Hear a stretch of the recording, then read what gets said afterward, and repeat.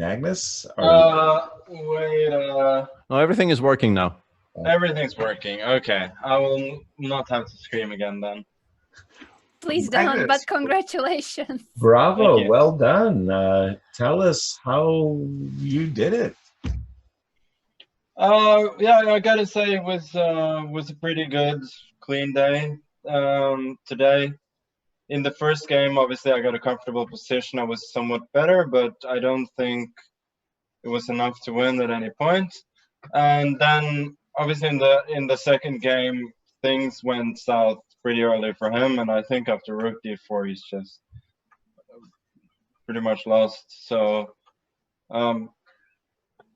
obviously, that was a very good start for me. This bad, yeah. There's just no way back from here. Yeah.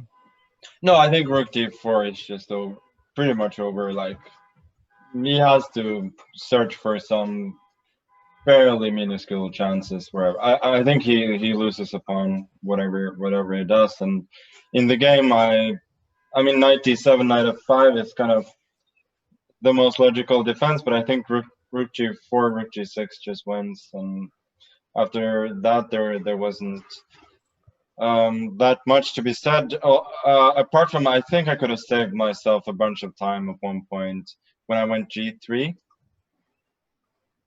If I just go Bishop C3 instead, I think that's a lot more accurate. I didn't check it, but I was a little bit upset after I played G3 because then I saw Bishop C3, and that should be plain sailing from there. Yeah, that does seem very clean. Yeah. Yeah, Rook F4, G3, Rook F3, Queen, King G2. I don't think there's a lot there. Anyway, the game was winning as well.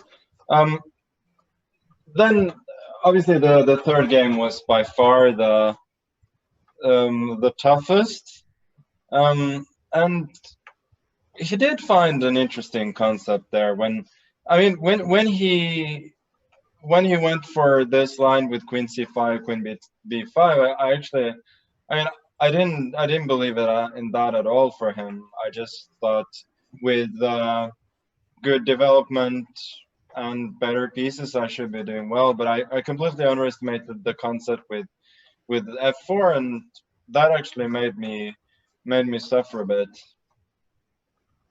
Did you feel you were actually significantly worse at any point, or was it just having to play precisely to keep afloat?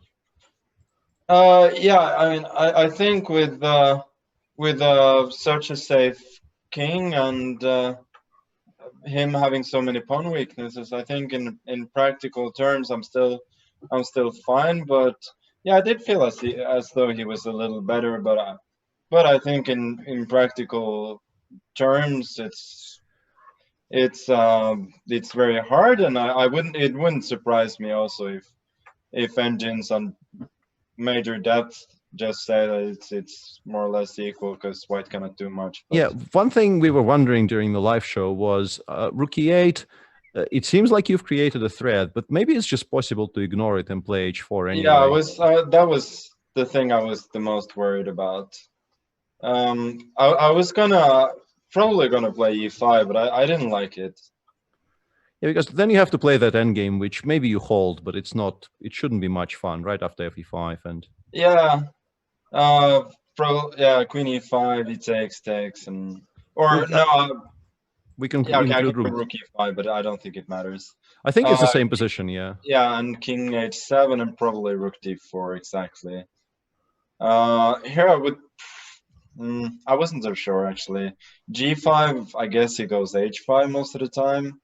Still. And then maybe Rook C5 and maybe Rook C5. It still feels like it's within, but still there's C4. Then Knight G3 is a threat. I mean, this was the one point where I didn't really like my position. Very much, but probably there is some more accurate way to play, but I didn't particularly find it. And yeah, and once you got the Rook D8 move in, it feels like Rook D8, I'm out of danger, and he tries to win, and with such disparity in piece activity and king safety, I mean, trying to win this is almost always going to be equivalent to a loss. But I guess after rook d8 is not any worse. Magnus, we have a question from our social media for you. Anna will bridge the gap. Anna. Thank you. Yes, sir. We did have many questions for Magnus, but I have selected one which is a double question from Kindmerk. Magnus, how do you feel about rapid chess versus classical chess? And do you see chess becoming an e-sport? If you could answer those questions separately. Yeah, sure. Well, these days I'm playing a lot of rapid chess. I don't know. I've sort of always found rapid chess the most difficult because it's such a tricky hybrid between classical and blitz chess. And there's almost always going to be two phases of the game: one classical phase and one blitz phase, and to balance them, it's very, very hard. But I think it's also a very entertaining form of play, and even though I find it difficult, I still enjoy it both as a spectator, but also as a player. And in terms of chess becoming an esport, I think never fully, like, or exclusively an esport, but I think it's part of the direction where chess is going, that more of the activity is going to be online, and I don't mind it, to be fair. Thank you for your insights and answers. The rest of the questions are all related to Anish Giri. I don't know if you want to comment on that, but Erwin is here with us. Erwin Dami II of Anish Giri has joined us for this round. Any thoughts on the recent Twitter banter, Magnus? I think the tweets speak for themselves both ways. But having said that, I wish Anish good luck, and I reiterate my wish to see him in the finals. Ooh, Thank very you nice. for your words, and now the ball is on Anish's side, I believe. Yeah. Well, Erwin is here to represent Anish's interest in any contractual matters. Erwin, do you agree that Anish would be satisfied to reach the finals? I think that is. I think we can settle that right here, right now. I think he's ready.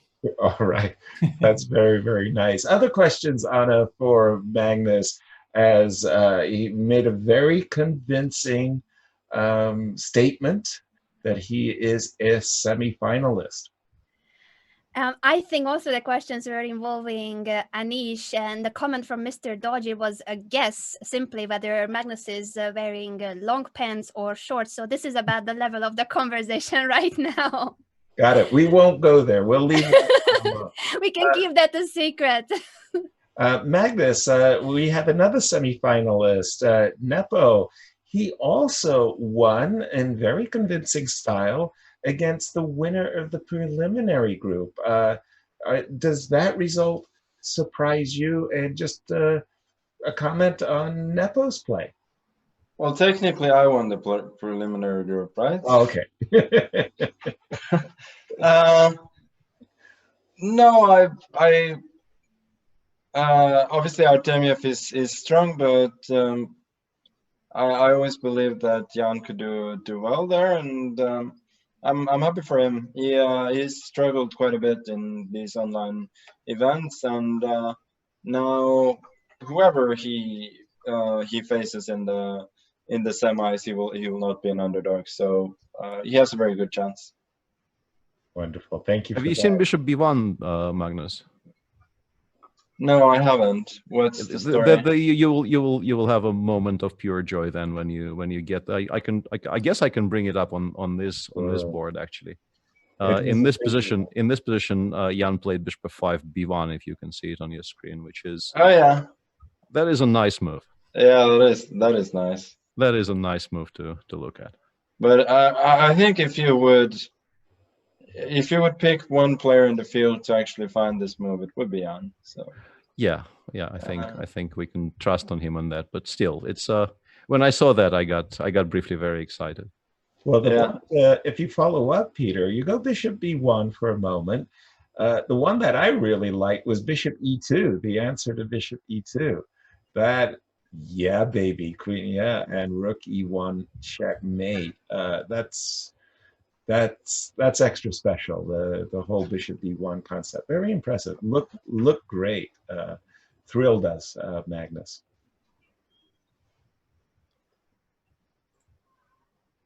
Well, okay. Guys, another short day for us at the office. Magnus, I want to thank you very much for joining us. That was very gracious of you.